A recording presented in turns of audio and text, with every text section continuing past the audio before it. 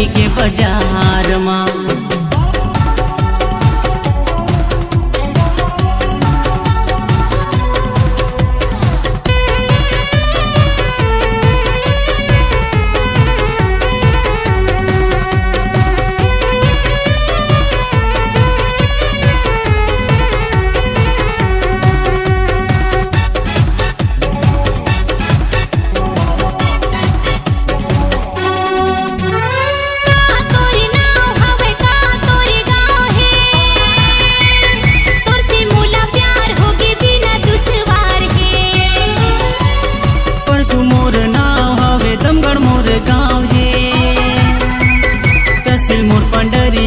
जिला कबीरधाम है, तहसील मोर पंडरिया है, जिला कबीरधाम है।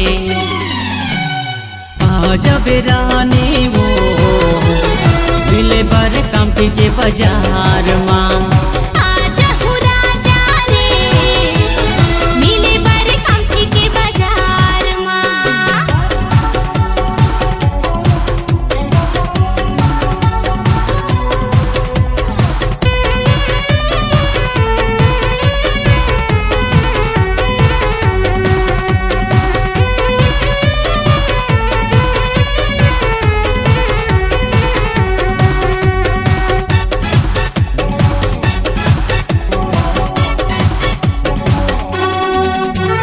मिले बर तोर से रानी दिल बेचैन है, रात दिन सोचत रही तो मोर हलकान है।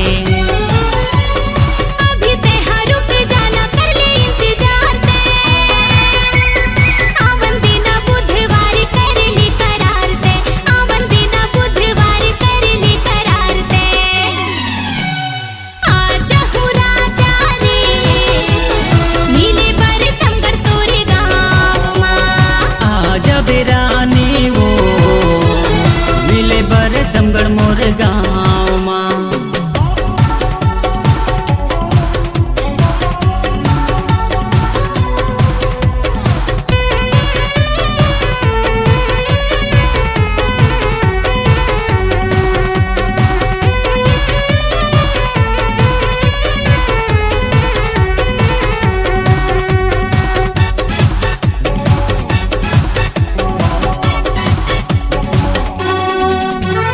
सपना समझ के ते झन भूल जावे, जिंदगी भर ते राजा साथ निभावे।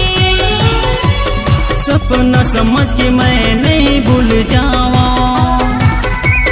जिंदगी भर नहीं छोड़ो साथ निभाओ, जिंदगी भर नहीं छोड़ो साथ निभाओ। आजा बेरानी वो मिले बर न्यूर के बाजार।